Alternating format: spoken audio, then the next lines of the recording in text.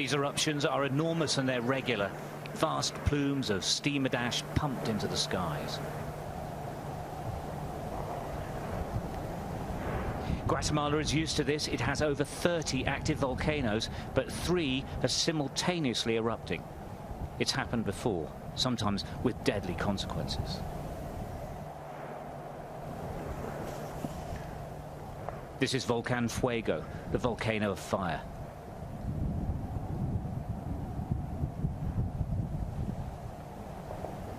By night, you understand its name.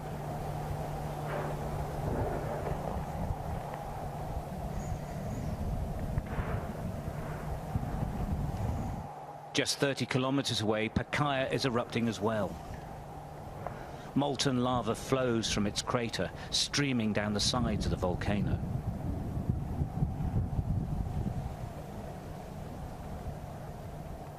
Shrouded in steam, Pacaya's peak boils and bursts, a fiery warning of the potential for a huge eruption.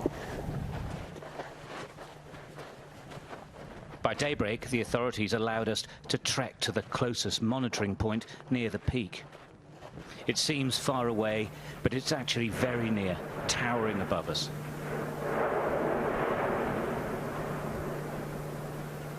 The noise of the volcano's rumbling is frankly terrifying. Is it exploding? Yeah. It's erupting 30 to 40 times a minute. When it gets to 80 a minute, the local experts warn a cataclysmic event is possible.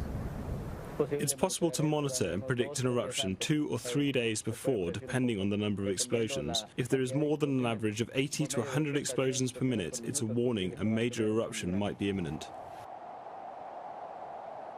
Whole communities live in the shadows of these volcanoes.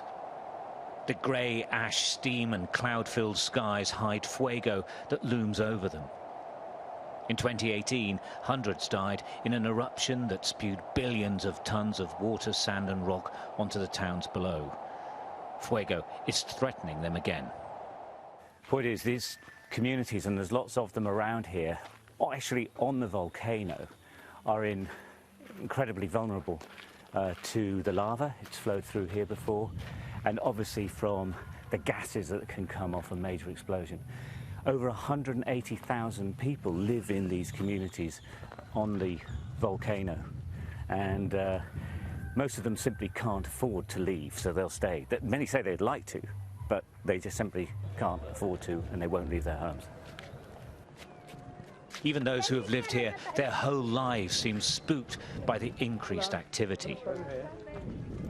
Lindy Sarlan told us how the eruptions are rocking their homes, particularly at night when they get bigger. It explodes like a bomb. At times the windows and doors shake from the noise that it makes. So to a degree you're stuck. She said that her family can't afford to leave, and even worse, they'd be trapped by the lava anyway. She said they'd have to head for higher ground. On this side there are 2 or 3 rivers, so when something like this happens, the lava flows into the river. When the time comes to leave, we can't because we're stuck here. There is a sense here that the communities feel abandoned. They've nowhere to run. And when these towering volcanoes explode, there is no place to hide.